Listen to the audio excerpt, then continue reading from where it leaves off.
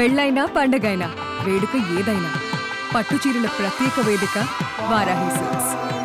So ఇప్పుడు తెలుగు రాష్ట్రాల్లోనే సంచలనంగా మారినటువంటి ఐబొమ్మ నిర్వాహకుడు ఇమ్మడి రవి అరెస్టుతో అనేక విషయాలు వెలుగులోకి వస్తున్నాయి. పోలీసులు చెప్తున్నటువంటి అనేక విషయాలన్నీ కూడా ఇప్పుడు సంచలనంగా మారాయి. దాదాపుగా ఇప్పటి వరకు 21,000 సినిమాలను పైరసీ చేశారని, కోట్ల రూపాయలను సినిమాకి సంబంధించినటువంటి అమౌంట్ను కొల్లగొట్టారంటూ కూడా నేరుగా సిపి సజ్జనార్ ప్రెస్ మీట్ పెట్టి, అలాగే సినిమా రంగానికి సంబంధించినటువంటి అనేక మంది ముఖ్యులు కూడా ఇప్పుడు ఈ ప్రెస్ మీట్లో అనేక విషయాలను వెల్లడించారు.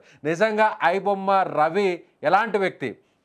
విశాఖపట్నానికి సంబంధించినటువంటి రవి ఎప్పుడు ఆ విశాఖపట్నం నుంచి బయటకు వెళ్ళి ఈ పైరసీ నెట్వర్క్ సామ్రాజ్యాన్ని ఏర్పాటు చేశారో, అసలు వారి కుటుంబ సభ్యులు ఏమంటున్నారో తెలుసుకునే ప్రయత్నం చేద్దాం. రవికి సంబంధించినటువంటి తండ్రి అప్పారావు గారు మనతో మాట్లాడడానికి, సుమన్ టీవీతో ఎక్స్క్లూజివ్గా మాట్లాడడానికి ఆయన ఉన్నారు. అప్పారావు గారు, నిజంగా రవి గురించి పోలీసులు ఈ విషయాలను చెప్తున్నారు, మీరేమంటారు? నేనేమంటా సార్, నాకేం తెలిస్తే మీకు చెప్తాను. ఈ వార్తల్లో నేను చూశాను. తెలుసా రవి ఇలాంటి పనులు, ఇలాంటి సామ్రాజ్యాన్ని, ఇలాంటి పైరసీని చేస్తున్నారని ఆ సమాచారం మీకుందా? నాకు 100లో 1% తెలిసినా ఆడికి ఫోన్ చేసి, తప్పురా అబ్బాయి, ఇలాంటి పనులు చేయకూడదు, తప్పు, చట్టవిరుద్ధ పనులు తప్ప పోలీసులు ఎప్పుడే రాబోరు, నీకు పట్టేస్తారు, ఇలాంటి తప్పు చేయకూడదు, చట్టవిరుద్ధ పనులు తప్పు చెప్తాను సార్. తెలియనప్పుడు మనమే చెప్తాం సార్, తెలియనప్పుడు మనం చెప్తాం. ఓకే, అతను ఎంతవరకు చదువుకున్నాడండి? రవి ఎంతవరకు చదువుకున్నాడు? డిగ్రీ వరకు చదివించాను సార్ నేను. డిగ్రీ వరకు చదివాడు. ఓకే, విశాఖపట్నంలోనే చదివాడా? మాది నేటివ్ ప్లేస్ విశాఖపట్నం అండి. మా తాతలు ఎక్కడే పుట్టారు, మా తండ్రులు నేటివ్ ప్లేస్ ఇక్కడే. ఓకే, కాబట్టి ఇక్కడే చదివాడు. ఈ విధంగా పైరసీ చేయాలి, సినిమాకి సంబంధించినటువంటి ఆ సినిమాలన్నింటిని కూడా పైరసీ చేసి, కాపీ చేసి వెబ్సైట్లో పెట్టాలి అనే ఆలోచన ఎలా వచ్చిందంటారు? అసలు అది అక్కడ విశాఖపట్నంలో ఉన్నప్పుడే వచ్చిందా, లేదంటే అక్కడి నుంచి బయట ప్రాంతాలకు వెళ్ళి అక్కడ స్థిరపడిన తర్వాత వచ్చిందంటారా? విశాఖపట్నం లేదండి అప్పుడు. విశాఖపట్నం నెట్వర్క్ అంత డెవలప్మెంట్ లేదు. అప్పుడు సెల్ ఫోన్లే ఉండేది. వాడు వెళ్ళిపోయినప్పుడు సెల్ ఫోన్లు కూడా ఉండేది. ఆడితే ఇలాగ ఎలాంటివన్నీ చేస్తానని తెలియదు. చేస్తే ఒకసారి కాదు, ఒకసారి ఫోన్ చేసి నేను ఆడికి వార్నింగ్ ఇచ్చినాను. కనీసం మరి ఆడి తెలియదు ఎక్కండి, తప్పు పని నాకు తెలుసు కదా, చదువుకుంటా కదా, చదువుకున్నోడికి జ్ఞానం ఉంటుంది కదా. ఆ మాత్రం కూడా తెలియకుండా పని చేసేస్తే ఎలాగండి? చట్టం చట్టం ఊరుకుంటా పట్టేస్తా. అవును, ఇప్పుడు చివరికి అదే జరిగింది. అవును, చట్టం దొంగడు ఉంటాడండి, దొంగతనాలు చేస్తాడు. ఆడికి తెలుసు దొంగతనం చేస్తే నా పోలీసులు పట్టేస్తాను, తెలిసేసేస్తాను. తెలిసే చేశాడు అనుకోవాలి. చట్టానికి భయపడితే ఎలా చేయగలరా? చట్టం అంటే మరి ఎప్పుడో నాడు ఇలా పరీక్ష చేసి మనం దొరికిపోతామా? అప్పుడు నా పరిస్థితి ఏంటి? మాకు ఎవరున్నారు? నేను ఇలాగ అరెస్ట్ చేస్తే, పోలీసులు అరెస్ట్ చేస్తే ఎవరు వస్తారు? మా నాన్న రాలేడు కదా, మా నాన్న ఆరోగ్యం పోలేదు కదా, ఆడికి తెలియాలి అవన్నీ. తెలియనప్పుడు మనం ఏం చెప్తాం సార్? ఆడికి తెలుసు, మాకెవరు చెప్పారు? నచ్చ చెప్పే ప్రయత్నం చేశారా? ఇది తప్పు రవి, ఇలాంటివి చేయకూడదు, మంచిగా చదివించాను, సమాజంలో ఒక మంచి పేరు తెచ్చుకోవాలి, ఇలాంటి తప్పుడు పనులు చేయకూడదు అని మీరు ఎప్పుడైనా మాట్లాడి నచ్చ చెప్పే ప్రయత్నం చేశారా? మీకు దీనికంటే ముందే చెప్పాను. మీకు తెలిసి ఆ మాత్రం తెలిసినా నేను ఫోన్ చేస్తాను, గట్టిగా వార్నింగ్ ఇస్తాను. అయినా ఆ మాత్రం తెలుసుకున్నాడు కదా, ఆ మాత్రం చదువుకున్నాడు కదా అని సార్. మరి తెలిస్తే ఆ మాత్రం తెలిసిన వాడికి చెప్పడం మాత్రం నా ధర్మంగా చెప్తున్నాడు. ఇవన్నీ వినకపోనివ్వండి, చెప్పడం నా ధర్మం చెప్తాను. ఆ తర్వాత ఆడిష్టం. ఎన్ని సంవత్సరాల నుంచి చేస్తున్నాడు మీకు తెలిసి? ఈ పైరసీ నెట్వర్క్ ని ఇదంతా కూడా ఆపరేషన్ ఎన్ని సంవత్సరాల నుంచి చేస్తున్నాడు? నాకు తెలిసి నేను ఉదయం నుంచి. మరి ఎప్పుడు చేస్తుండే నాకు ఎలా తెలుస్తుంది? వాళ్ళ ఉదయమే తెలిసిందా? అంతకుముందు మీకు అసలు ఏమాత్రం తెలియదా? నిన్న ఉదయం మా వాళ్ళు వార్తల్లో చూసి, చూసిన వాళ్ళందరూ చెప్పి ఫోన్లు చేస్తున్నారు. ఏటైందంటే ఇలా చెప్పారు. అప్పుడు నేను యూట్యూబ్ లో కొడుతూ వస్తున్నాయి అన్నీ. యూట్యూబ్ లో కొడుతూ ఆ తర్వాత విలేకరులు, అందరు విలేకరులు వచ్చి ఇలా అడుగుతుంటే అప్పుడు తెలిసింది. కానీ మీ విలేకరులు అన్ని ఛానళ్ళు వచ్చి అడిగితేనే కానీ నాకు తెలియదు. అంతకుముందు ఏమని చెప్పేవాడు? అంటే ఇప్పుడు విశాఖపట్నం నుంచి వెళ్ళిపోయాడు కదా బయటకి, వేరే ప్రాంతాల్లో ఉండేవాడు కదా. మీకేమని చెప్పేవాడు? ఏ ఉద్యోగం, ఏం వ్యాపారం చేస్తున్నామని చెప్పేవాడు ఇన్ని రోజులు? ఆడేం చెప్పలేదు, నేను అడగలేదండి. నెట్వర్క్ చేసుకుంటున్నానో తెలుసు అంతే. నెట్వర్క్ అంటే ఇప్పుడు కుర్రాళ్ళు ఉంటారు కదా, చదువుకుని కుర్రాళ్ళు, ల్యాప్‌టాప్ కొనుక్కొని, ఆ ల్యాప్‌టాప్‌లో ఏదో చేసుకొని బ్రతుకు తెరువు చేస్తున్నారు చాలామంది. అలాగే ఈడు ఏదో ల్యాప్‌టాప్ కొనుక్కొని బ్రతుకు తెరువు ఏదో చేసుకుంటున్నాడు. ఆడి పొట్ట ఆడు పోషించుకుంటున్నాడు. అని అనుకున్నాం గానీ సంవత్సరాల కిందట వెళ్ళిపోయాడు ఇంటి నుంచి? సార్ విశాఖపట్నం మీ ఇంటి నుంచి ఎన్ని సంవత్సరాల కిందట వెళ్ళిపోయాడు? 15 సంవత్సరాలు దాటిపోయింది సార్. 15 సంవత్సరాలు, 15 ఇయర్స్. ఆ! మీకు అక్కడి నుంచి దాటిపోయింది. డబ్బేమైనా పంపించేవాడా? ఆడు డబ్బులు పంపించలేదు. నేను అడగలేదు. నాకు హ్మ్. అడగవలసిన పని లేదు. ఆడు పంపించినా నాకు అక్కర్లేదు. భగవంతుడి దయ వల్ల నాకు ఒక పెన్షన్ వస్తుంది. ఉద్యోగం చేసినాడు. జీతం వచ్చింది. చాలు నాకు. నా జీవితానికి నాకు చాలు. ఆ మందులకి, నా తినడానికి చాలు నాకు. ఆడిచ్చినా నాకొద్దు. సో మీకేమని చెప్పేవాడు? జాబ్ అని చెప్పాడా? వ్యాపారం అని చెప్పేవాడా? తెలుసండి. బహిరంగంగా తెలుసు. ఆడు జాబ్ కాదు. ప్రైవేట్ ల్యాప్‌టాప్ వర్క్ అది చేసుకుంటున్నాడు. బహిరంగంగానే తెలుసు. కాదు సార్. తెలుసు మీరు సార్. మీరన్నారు గదా! నేను వేరే నెట్‌వర్క్ నడుపుతున్నాను. వేరేది ఏదో చేస్తున్నానని అన్నాడు గదా! అంటే ఏం చేస్తున్నాడని చెప్పేవారంటున్నా? వేరే నెట్‌వర్క్ కాదు సార్. ల్యాప్‌టాప్ కొనుక్కొని చాలా మంది కుర్రోళ్ళు ల్యాప్‌టాప్ వర్క్ చేసుకుంటారు.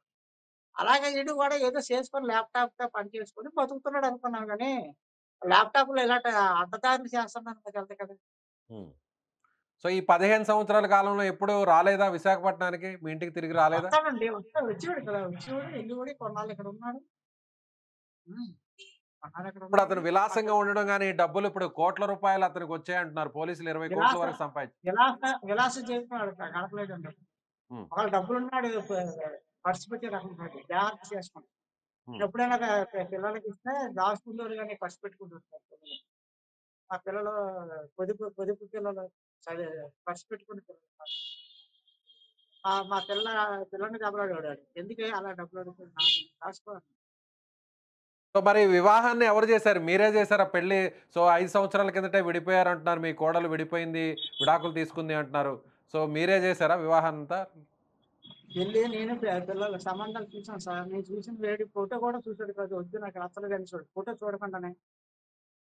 అంటే ఆ తర్వాత సరే మరి నేనేం ఫోటో కూడా చూడకపోతే నేను ఏది చేస్తాను అనేసాను. ఆ తర్వాత హైదరాబాద్‌లో ఎవరో అమ్మాయి పరిచయం అయిందట. ఆ అమ్మాయి నాకు ఇష్టపడదు పెళ్లి చేసేయనన్నాను. సరే అయితే అనేసి అప్పుడు మా పెద్దోళ్ళు తీసుకొనెళ్ళి పిల్లని వెళ్ళాము. నిశ్చితార్థం చేసి వచ్చాము. తర్వాత మళ్ళీ పెళ్ళికప్పుడు ముహూర్తాలు ముహూర్తాలు పెట్టి వచ్చేసారు. ఇచ్చేసారు చెప్పారు.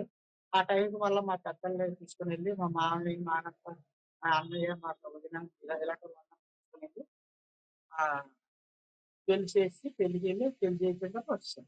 హ్మ్. సో విడిపోయిన విషయం చెప్పారా? మీకు చెప్పారా? ఆ తర్వాత విడిపోయిన సంగతి చెప్పారా? విడిపోయామని లేదు. దెబ్బలాడుకుంటున్నారని మా కోడలు ఫోన్ చేసింది. "ఇలాగ ఉన్నదండి మావయ్య గారు దెబ్బలాడుకుంటున్నాం. మీరు రండి ఒకసారి" నాకు రావడానికి కళ్ళు ఆపరేషన్ అమ్మా మీకు తెలుసు కదా! ఒక్కడిని ఒకసారి చేశారు కదా! గ్యాప్ ఇచ్చి. నేను మందులు వాడుతున్నాను. నాకు తిండి లేదు అవన్నీ వివరాలు మీకు తెలుసు కదా! నేను రాలేను. మీకేదైనా కావాలంటే మీకు ఫోన్‌లోనే చెప్తాను. ఒకవేళ అక్కడికొచ్చినా అదే చెప్పాలి నేను. నేను మరి నన్ను బాధ పెట్టడం తప్పేం లేదు. కావాలంటే చెప్తాను. వచ్చి చెప్పితే నువ్వు ఇనవు, ఆడు ఇనవు. మీరిద్దరు ఏదో సమస్యలు గొడవలొచ్చాయనుకోండి. మీరు సర్దుకోండి, మాట్లాడుకోండి. ఏదో సమస్యలొస్తాయి. సమస్యలు మీరు తీర్చుకోవాలి గానీ అలాగా పెద్దది చేసుకోకండి. పిల్ల ఒకటుంది. ఆ పిల్ల లైఫ్ పాడైపోద్ది అని చెప్పాను. పాప ఉందండి మాకు మనవరాలు. పాపుంది. సో మీకు మనవరాలుంది. సో రవి వాళ్ళ ఫ్యామిలీకి వాళ్ళిద్దరికీ పాప కూడా పుట్టింది. ఆ పాప వయసు ఎంతండి ఇప్పుడు? చాలా చక్కగా ఉంటుందండి. ఆగస్టు 15వ తేదీ 2018లో పుట్టింది. ఓకే. 7 సంవత్సరాల వయసు పాపకి. ఇప్పుడు పాప ఎవరి దగ్గరుంటుంది? మీ కోడలు దగ్గరుంటుందా? లేదంటే మీ అబ్బాయి దగ్గరుంటుందా? మా కోడల దగ్గరే ఉంటుందండి. ఇప్పుడు పాపకి డబ్బులు పంపించేవాడు. సో ఇతని పాపకి వాళ్ళ వైఫ్‌కి కూడా విడిపోయినా కూడా డబ్బులు పంపించేవాడు. మరి ఆయా వివరాలు తెలుస్తాను. సో ఇప్పుడు అతను ఆళ్ళ భార్య గారు పంపించాడేమో మరి వద్దని ఎలా అంటాం? ఆళ్ళ భార్య గారు పంపిస్తాడు. వాళ్ళు వెళ్ళిపోయినప్పుడు మరి వీళ్ళెక్కడుండేవాళ్ళు? మీ మీ కోడలు, కొడుకు ఎక్కడుండేవాళ్ళు? హైదరాబాద్‌లో హైదరాబాద్ సార్. హైదరాబాద్. ఓకే. ఇప్పుడు పోలీసులు ఎలా పట్టుకున్నారు? విశాఖపట్నం వచ్చిన తర్వాత పట్టుకున్నారా? సో ఏ కారణంతో అతను విశాఖపట్నంకొచ్చారిప్పుడు? ఎక్కడ పట్టుకున్నారో తెలీదు సార్. వార్తల్లో చూడడమే సార్. నాకు అంతగా నాకేం తెలీదండి. వార్తల్లో చూడడమే ఎక్కడ పట్టుకున్నారో ఏంటనేది వార్తల్లో చూడడం తప్ప మీకు తెలిసినంత కూడా నాకు తెలీదు. దీన్ని కూడా మీలాంటి అనుమానం వార్తలు రాలేదు మీకు. మీకెప్పుడు అనుమానం రాలేదు. అనుమానం ఎందుకొస్తది సార్? ఇలాంటి హ్మ్. పనులు చేస్తాడనుకుంటామా? లేకపోతే ఏంటి? మనకు అలా ఆ ఆ ఆలోచనే రాలేదు. హ్మ్. బ్రెయిన్‌లో కూడా రాలేదు ఆ ఆలోచన. ఓకే. చదువుకునేటప్పుడు ఎలా ఉండేవాడు? చదువుకునేటప్పుడు మీరు డిగ్రీ బాగా చదివించారంటున్నారు కదా! బాగానే ఉన్నాడు సార్. ఎళ్ళేవాడు, స్కూలుకెళ్ళేవాడు, కాలేజీకెళ్ళేవాడు, టైంకొచ్చేవాడు, టైంకెళ్ళేవాడు. మన డ్యూటీ మనం చేసేవాడు. ఆడి డ్యూటీ ఆడు చేసుకున్నాడు. నేను అప్పుడు ఏ తాగుతాడో అప్పుడే అప్పుడు అప్పుడే సినిమాలను చూసేవాడా? సో, చదువుకునే టైంలో సినిమాలు చూడడం గాని, ఆ! ల్యాప్‌టాపుల్లో మూవీస్ ఆడొక్కడు చూడడం. ఆడొక్కడు ఇప్పుడు సినిమాకెళ్ళలేదు. ఎళ్తా అన్నా పంపించం. ఎందుకంటే ఒకడిని పిల్లోడిని ఎలా పంపిస్తాం? మేము నలుగురం వెళ్ళారు. మా పిల్లలు, నేను, మా ఆవిడ అందరం కలిసే సినిమాకెళ్ళేవారు. బస్సు వెళ్ళేవారు. సినిమా చూసారు. మళ్ళీ బస్సెక్కొచ్చేసారు. సో, మీరు ఈ డిగ్రీ చదివించారంటున్నారు గదా! ఏ డిగ్రీ? ఏం చదివాడు అతను? డిగ్రీ ఏంటది? మొత్తానికి ఆ కోర్సులో నాకు తెలదు. హ్మ్. నేను డబ్బులు ఇవ్వడం వరకే నా పని. ఆళ్ళు పలానంత అయింది నాన్న అంటే అంత. అదే స్కూలుకెళ్ళడం, ఫీజులు కట్టేయడం అంతవరకే. ఆళ్ళకి చెప్పినంత ఎడ్యుకేషన్ నాకు లేదు. చదివేటప్పుడే ఆ డిగ్రీ చదివేటప్పుడే ల్యాప్‌టాప్స్ లాంటియేమన్నా తన రూమ్‌లో అప్పుడే సెపరేట్‌గా అప్పటికేమీ లేవండి. అప్పటికేమీ లేవు. అంతా ఏముంది ల్యాప్‌టాప్‌లో ఏంటి అప్పుడు? మామూలు చదువుకున్నోడికి ల్యాప్‌టాప్‌లేంటి సార్? అతను సెపరేట్‌గా ఉండేవాడా? ఒక సెపరేట్ గది లాంటిది ఉండేదా చదువుకునే టైంలో? లేదంటే అందరితో పాటు ఉండేవాడా మీ ఇంట్లోనే? అలా సీన్ లేదు సార్. మాకున్నది ఒక ఇల్లు. ఏదో గది ఆడికి వచ్చేసి మేమందరం ఎక్కడుంటాం? వంట ఎక్కడ చేసుకుంటాం? మేమందరం అక్కడ పడుకుంటాం. ఆడికి ఆ! కోటీశ్వరులు లాంటి వేరే గదిలో ఉండడం. హ్మ్. సో, మీరే ఉద్యోగం చేసేవాళ్ళు? రిటైర్డ్ అయ్యారంటున్నారు. మీరు ఒక రిటైర్డ్ ఎంప్లాయీ అంటున్నారు. మీరే ఉద్యోగం చేసేవాళ్ళు? బీఎస్ఎన్ఎల్‌లో లైన్‌మాన్ చేశాను. BSNL lineman. ఓకే. మీకెంత జీతం వచ్చేదండి? మీకిప్పుడు పెన్షన్ ఎంతొస్తుందిప్పుడు? పెన్షన్ 30,000 వస్తుంది సార్. సో, ఇప్పుడు అప్పారావు గారు నిజంగా అతను మీకు తెలిసి అంటే చదువుకునే టైంలో ఇలాంటి కార్యకలాపాలకు పాల్పడేవాడు. ఇలాంటి పైరసీ సినిమాలను డౌన్‌లోడ్ చేయడం అలాంటివి చేసేవాడు కాదంటారు. అంటే మీ ఇంటి నుంచి బయటకు వెళ్ళిన తర్వాత ఉద్యోగం, వ్యాపారం అని పేరు చెప్పి బయటకు వెళ్ళిన తర్వాతే ఇవన్నీ అలవరుచుకున్నాడు. అంతేనా? అప్పటికి ల్యాప్‌టాప్‌లు లేవు, సెల్ ఫోన్‌లు లేవు సార్. ఏమి లేవు. ల్యాండ్ ఫోన్ ఒకటే. ఇంకేమి లేవు. ల్యాప్‌టాప్‌లు లేవు, సెల్ ఫోన్‌లు లేవు. ఎప్పుడైనా మీ దగ్గరకొచ్చినప్పుడు విశాఖపట్నంకొచ్చినప్పుడు ఎవరితో అన్నా ఫోన్‌లో మాట్లాడడం, లేదంటే ల్యాప్‌టాప్స్‌లో రెగ్యులర్‌గా వర్క్ చేసుకోవడం, అలా కొన్ని రోజులు మీ ఇంట్లో ఉండేవాడంటున్నారు గదా! వచ్చి. ఉండేవాడండి. ఉండేవాడు. ఆ! ఉండేవాడు. ఆడేదో ల్యాప్‌టాప్‌లో పని చేసుకుంటాడు. అది చెప్పుకుంటా. టైంకి అన్నం వండిస్తే తినేసేవాడు. మా పిల్ల ఉండేది. మా పిల్ల వంట చేసేది. మా అల్లుడు ఇక్కడ పెళ్ళయిన తర్వాతే ఉన్నాడు మొన్నటి వరకు. మా మనవరాళ్ళు మా అమ్మాయికో పాప, మా అబ్బాయికో పాప. అందరూ ఇక్కడే ఉంటారు.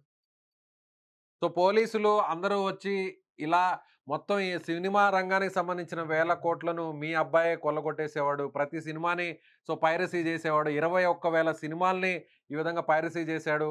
దాదాపు 20,00,00,000 వరకు సంపాదిచ్చాడు. ఇలా చెప్తుంటే ఒక తండ్రిగా మీకు ఎలా అనిపించిందండి? నిజంగా ఒక మంచి భవిష్యత్తులో ఉంటారనుకున్న వ్యక్తి ఇప్పుడు ఇలా మారిపోయి పోలీసుల అదుపులో ఉండడం ఏమనిపిస్తుంది?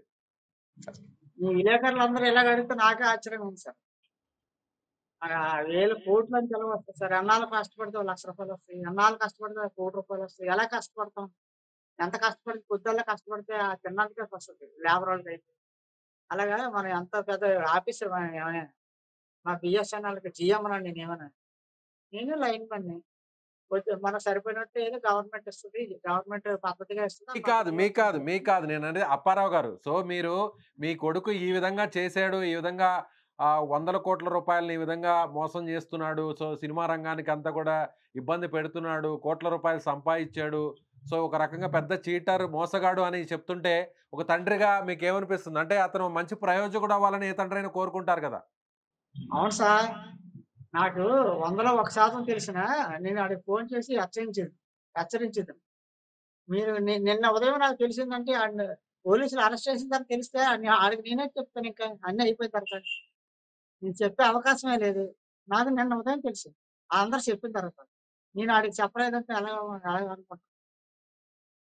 సో, మీకసలు ఏ మాత్రం తెలియదు. ఈ విధంగా చేస్తున్నాడనే ఆ! అసలు ఆ! ఎలాంటి ఇన్ఫర్మేషన్ లేదు. ఆ! ఏమి లేదు సార్. ఏదో హ్మ్. బతుకుతున్నాడు అంతే. ఏదో హ్మ్. వర్క్ చేసుకొని ఏదో ల్యాప్‌టాప్‌లో వర్క్ చేసుకొని బతుకుతున్నాడు. మా హై మా కోడలు ఉద్యోగం చేస్తుంది. మంచి ఉద్యోగం. వీడు బ్రతకలేను అన్నాడనుకోండి, మా కోడలు పోషిస్తదండి. మా కోడలతో మంచిగా ఉంటే మా కోడలు కొంచెం జీతం ఇద్దరు హ్యాపీగా బతకగలరు. ఇంకా బతకలేరనుకోండి నా దగ్గరికొచ్చేస్తే ఆ డబ్బులతోనే అందరం బతుకుతాం. లేదు సార్. పెరుగన్నమైనా తిరిగి బతుకుతాం కదా! ఎలా పనులు చేయలేదు. కోడలతో విడిపోయిన తర్వాత నుంచే ఇలాంటివి చేసుంటాడనుకుంటున్నారా మీరు? అనుకున్నాను. తెలిస్తే కదా ఇలాగ అనుకోవడానికేనా. అంతకు ముందు నెట్‌వర్కే చేసుకుంటాడు. పెళ్ళాక ముందు నెట్‌వర్కే. మరి ఇప్పుడు నెట్‌వర్కే. దాని మీదే బతుకుతున్నాడు ఆడు. అందువల్ల ఈ పని మంచి పని చేస్తాడో, చెడ్డ పని చేస్తాడో ల్యాప్‌టాప్ వర్క్ చేస్తాడని తెలుసు. కానీ మంచి పనా, చెడ్డ పనా తెలీదు. నాకు తెలుసు కదా! ఆ నెట్‌వర్క్ నుండి నాకు తెలుసు కదా! మీకు చెప్పగలను, అడగగలను. పోలీసులు ఏమన్నా మాట్లాడారా మీతో? మీ ఇంటికి రావడం గాని, లేదు పోలీసులు విచారించడం లేదు గాని? సార్. లేదు సార్. ఎవరు మీ విలేకరులే బోలెడు మంది వచ్చేత్తండ్రు గానీ, పోలీసులు ఎప్పుడు అడగలేదు సార్. చివరగా ఒక ప్రశ్న. చదువుకునే టైంలో అతను బాగా ఒక క్లవర్‌గా, ప్రతిభావంతుడిగా ఉండేవాడా? అందరికంటే ఫస్ట్‌లో ఉండడం. సో, టెక్నాలజీ వైపు గాని, ప్రతి విషయంలో ముందుండేవాడా? చదువుకున్నప్పుడు తెలివిగా చదువుకున్నారు. మా పిల్లలిద్దరూ కూడా చాలా తెలివిగా. అందరు పిల్లలు ప్రైవేట్‌లో అయి పెడతారు. నేను ప్రైవేట్‌లో అయి పెట్టేవాడిని కాదు. బ్రహ్మాండంగా చదువు విషయంలో చాలా చక్కగా చదువుకున్నారు. సో, అంతేగాని సినిమాల మీద అనేది ఇంట్రెస్ట్ అప్పుడు లేదు. మీకు అలాగేం లేదు. సినిమాకెళ్దాం అంటే నలుగురం బయలుదేరిపోవడమే. నలుగురం బయలుదేరిపోవడం ఏదో తక్కువ టికెట్‌కి వెళ్లి చూసి బస్సులో వెళ్ళడం, బస్సులో వచ్చాం. అంతవరకే. హ్మ్.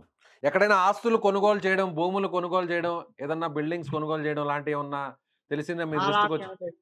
ఏమి లేదు అలాంటి పరిస్థితి. ఒక మధ్య తరగతి కుటుంబం అంతే. ఒక మామూలుగా సామాన్య కుటుంబం మాత్రమే.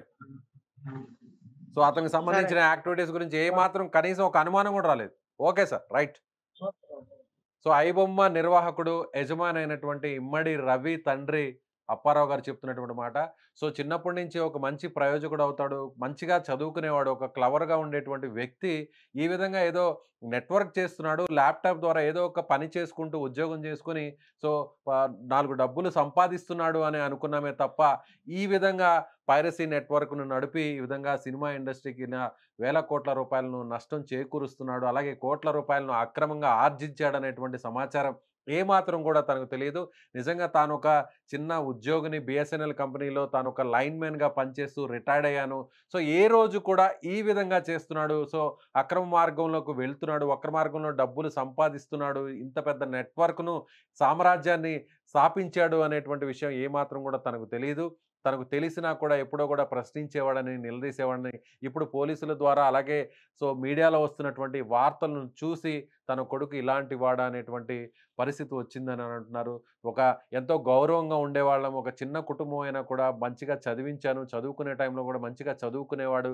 సినిమాకు వెళ్ళేటప్పుడు కూడా అందరం కుటుంబ సమేతంగానే సినిమాకు వెళ్ళేవాళ్ళం. ఎప్పుడుకు కూడా ఒంటరిగా వెళ్ళేవాడు కాదు. చదువుకునే టైంలో అప్పుడు కూడా ఎలాంటి మొబైల్స్ గానీ, ల్యాప్‌టాప్స్ గానీ లేవు. ఆ తర్వాత ఇంటి నుంచి బయటకు వెళ్ళిన తర్వాత అప్పుడప్పుడు ఇంటికి వచ్చేవాడు. సో, తనే ఒక అమ్మాయిని చూసి మంచి అమ్మాయిని పెళ్లి చేసుకున్నాడు. సంతోషంగా ఉన్నారు. ఒక పాప కూడా పుట్టింది. 7 సంవత్సరాల పాప, ఆడపిల్ల పుట్టిందని అంతా సవ్యంగా సాగుతుంది అనుకున్నాం. కానీ ఇద్దరి మధ్య కొన్ని విభేదాలు వచ్చాయి. కోడలు కూడా దూరంగా ఉంది, విడిపోయింది అనేటువంటి సమాచారం తెలిసింది. తన కోడలు కూడా మంచి ఉద్యోగం చేసేది. నిజంగా డబ్బే కావాలి అనుకోని అడిగి ఉంటే తన తనకొచ్చే పెన్షన్‌లో నుంచి కూడా ఇచ్చేవాడిని. ఎంతో విధంగా ఆర్థికంగా ఆదుకునేవాడిని. అలాగే తన కోడలు కూడా మంచి ఉద్యోగం చేస్తుంది. మంచి జీతం కూడా వస్తుంది. ఆ అమ్మాయి కూడా బానే చూసుకునేది. మరి ఎందుకు ఈ విధంగా చేశాడు? ఇలాంటి కార్యకలాపాలకు పాల్పడ్డాడు అనేది కూడా తెలీదని ఆ తండ్రి వాపోతున్నాడు. సో, ఇప్పుడు తెలుగు రాష్ట్రాల్లో సినిమా రంగానికి సంబంధించి ఒక పెద్ద ఛాలెంజింగ్‌గా మారి పోలీసులకే సవాలు విసిరినటువంటి ఐబొమ్మ రవి ఎట్టకేలకు ఇప్పుడు పోలీసులు అదుపులోకి తీసుకున్నారు. గతంలో గూడా గవర్నమెంట్‌కి సంబంధించినటువంటి కొన్ని వెబ్‌సైట్స్‌ను కూడా హ్యాక్ చేసినటువంటి రవి తాను తలుచుకుంటే ఏమైనా చేయగలను. తన నెట్‌వర్క్ చాలా పెద్దది. కేవలం సినిమాకి సంబంధించినటువంటి కంటెంట్‌నే కాదు, మూవీస్‌నే కాదు. తాననుకుంటే ఎలాంటి వెబ్‌సైట్స్ అయినా కూడా అధికారిక వెబ్‌సైట్స్‌ను కూడా హ్యాక్ చేయగలను అని తను నిరూపించి పోలీసులకు సవాల్ విసిరాడు. ఏకంగా పోలీసుల్ని కూడా అతను ప్రశ్నించాడు. ఒక పోస్ట్ కూడా పెట్టినటువంటి వార్తలు కూడా మనం ఆ పోస్టులు కూడా గతంలో మనం చూసాం. సోషల్ మీడియాలో కూడా వైరల్ అయింది. సో, ఇప్పుడు సినిమా రంగానికి సంబంధించినటువంటి ప్రముఖులు కూడా ఇప్పుడు సో, రవి అరెస్టు తర్వాత నేరుగా మీడియా ముందుకొచ్చి వాళ్ళు కూడా సినిమా రంగంలో ఏ విధంగా ఇబ్బంది పడుతున్నారు. వేల మంది ఈ పైరసీ భూతానికి కొన్ని కుటుంబాలు బలవుతున్నాయనేటువంటి విషయాన్ని నేరుగా చిరంజీవి, నాగార్జున, ఇలా దిల్ రాజు ఇలా అందరూ కూడా ముందుకొచ్చి రాజమౌళి వీళ్ళందరూ కూడా ముందుకొచ్చి మాట్లాడినటువంటి పరిస్థితులు మనం చూసాం. సో, మీరేమనుకుంటున్నారు? రవి ఒక చిన్న సామాన్య కుటుంబం నుంచి వచ్చి ఒక సామాన్య విద్యార్థిగా చదువుకొని తర్వాత ఈ విధంగా బయటకు వచ్చి ఇంత పెద్ద నెట్‌వర్క్‌ను అక్రమార్గంలో స్థాపించి సినిమా రంగానికి ఒక పెను సవాలుగా మారుతారని ఎవరు కూడా ఊహించలేకపోయారు. సో మీరేమనుకుంటున్నారు? మీ అభిప్రాయాన్ని ఖచ్చితంగా కామెంట్ బాక్స్‌లో తెలియచేయండి. Thank you.